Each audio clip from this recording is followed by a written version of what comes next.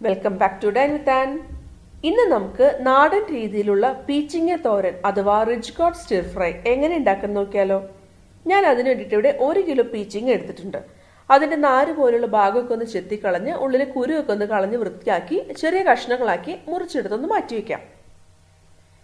ഒരു ചീനച്ചട്ടിയിലേക്ക് ഞാനിവിടെ 2 ടീസ്പൂൺ വെളിച്ചെണ്ണ ഒഴിച്ചു കൊടുക്കുന്നുണ്ട്. അതൊന്ന് ചൂടായി വരുമ്പോൾ അതിലേക്ക് 1/4 കപ്പ് ചുവന്നുള്ളി അരിഞ്ഞത് ചേർത്ത് കൊടുക്കാം. അതിലേക്ക് 1 ടേബിൾ സ്പൂൺ വെളുത്തുള്ളി അരിഞ്ഞതും കൂടി ചേർത്ത് കൊടുക്കുന്നുണ്ട്. ഇനി ഇത് രണ്ടും കൂടി നമുക്കൊന്ന് വഴറ്റിയെടുക്കാം. നല്ല ഗോൾഡൻ ബ്രൗൺ കളറായിട്ട് വരുന്നത് വരെ നമുക്കൊന്ന് വഴറ്റിയെടുക്കണം. ചുവന്നുള്ളിയും വെളുത്തുള്ളിയും ചതച്ച് ചേർക്കുകയാണെന്നുണ്ടെങ്കിൽ ടേസ്റ്റ് കൂടുകയുള്ളൂ. ഇനി ഇതിലേക്ക് 1/4 ടീസ്പൂൺ മഞ്ഞൾപ്പൊടി ചേർത്ത് നമുക്കൊന്ന് വഴറ്റിയെടുക്കാം. പൊടികൾ ചേർത്ത് വഴറ്റുമ്പോൾ എപ്പോഴും ചെറു തീയിലിട്ട് വഴറ്റാനായിട്ട് ശ്രദ്ധിക്കാം. ഇതിലേക്ക് 1 ടീസ്പൂൺ മുളക് പൊടി ചേർത്തൊന്ന് വഴറ്റിയെടുക്കാം. നിങ്ങൾക്ക് മുളക് പൊടിക്ക് പകരം ചതച്ച ഉണക്കമുളക് വേണമെങ്കിലും ചേർക്കാം. അങ്ങനെയാണെങ്കിൽ തോരന് അടിപൊളി ടേസ്റ്റ് ആയിരിക്കും. മുളക് പൊടി മൂത്ത് കഴിഞ്ഞാൽ അതിലേക്ക് കുറച്ച് കറിവേപ്പില കൂടി ചേർത്തൊന്ന് വഴറ്റിയെടുക്കാം. ഈ കറിവേപ്പില ഒന്ന് പൊട്ടി വരുന്ന ഒരു സൗണ്ട് കേൾക്കും, അതുവരെ നമുക്കൊന്ന് വഴറ്റിയെടുക്കാം. ഇനി ഇതിലേക്ക് ഞാൻ 1 കപ്പ് ചിരകിയ തേങ്ങ ചേർത്ത് കൊടുക്കുന്നുണ്ട്. തേങ്ങ എത്രത്തോളം കൂടുന്നോ അത്രയും ടേസ്റ്റ് കൂടുകയുള്ളൂ. ഇനി ഇത് ചെറു തീയിലിട്ടിട്ട് 1 മിനിറ്റ് നമുക്കൊന്ന് ഫ്രൈ ചെയ്തെടുക്കാം. ആ തേങ്ങ ഒന്ന് ചെറുതായിട്ട് മൂത്ത് വന്നാലാണ് ഈ തോരന് ടേസ്റ്റ് ഉണ്ടാവുള്ളൂ. അല്ലാന്നുണ്ടെങ്കിൽ തേങ്ങയുടെ ഒരു പച്ചച്ചുക ചിലപ്പോൾ ഉണ്ടാവാൻ ചാൻസ് ഉണ്ട്.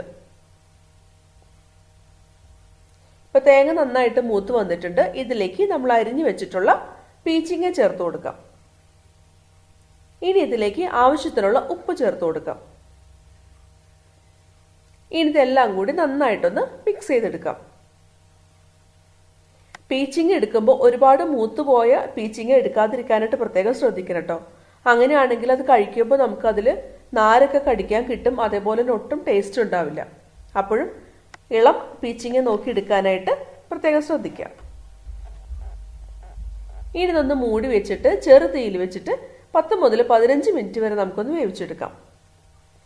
ഇടയ്ക്ക് നമുക്കൊന്ന് തുറന്നു നോക്കാം. എന്നിട്ട് ഒന്ന് ഇളക്കി കൊടുക്കാം. അല്ലാന്നുണ്ടെങ്കിൽ അടിയിൽ പിടിക്കാൻ ചാൻസ് ഉണ്ട്. നമുക്ക് ഈ സമയത്ത് ടേസ്റ്റ് ഒക്കെ നോക്കാം. ഉപ്പൊക്കെ ആവശ്യമുണ്ടെന്നുണ്ടെങ്കിൽ ചേർത്ത് കൊടുക്കാം. എരിവ് കുറവാണെന്ന് തോന്നുകയാണെങ്കിൽ കുറച്ച് മുളക് പൊടി നമുക്ക് വേറെ മൂപ്പിച്ചിട്ട് ഇതിലേക്ക് ചേർത്ത് കൊടുക്കാം. ഇനി വീണ്ടും ഇത് മൂടി വെച്ച് വേവിച്ചെടുക്കാം. ഇപ്പം ഇതാ പീച്ചിങ്ങ നന്നായിട്ട് വെന്ത് വന്നിട്ടുണ്ട്. ഇനി നമുക്ക് ഫ്ലെയിം ഓഫ് ചെയ്യാം. നമ്മുടെ സിമ്പിൾ ആയിട്ടുള്ള ടേസ്റ്റി ആയിട്ടുള്ള ഹെൽത്തി ആയിട്ടുള്ള നാടൻ പീച്ചിങ്ങ തോരൻ ഇവിടെ റെഡി ആയിട്ടുണ്ട്. എല്ലാവരും ട്രൈ ചെയ്ത് നോക്കണം കേട്ടോ. എല്ലാവർക്കും ഇഷ്ടമാവും. ഈ വീഡിയോ ഇഷ്ടമായെന്നുണ്ടെങ്കിൽ ലൈക്ക് ചെയ്യാനും കമൻറ്റ് ചെയ്യാനും ഷെയർ ചെയ്യാനും മറക്കരുത്. എൻ്റെ ചാനൽ ആദ്യമായിട്ട് കാണുന്നവരാണെങ്കിൽ ഒന്ന് സബ്സ്ക്രൈബ് ചെയ്തോളൂ കേട്ടോ. വീണ്ടും വേറൊരു അടിപൊളി റെസിപ്പിയായിട്ട് അടുത്ത വീഡിയോയിൽ കാണാം. Bye bye.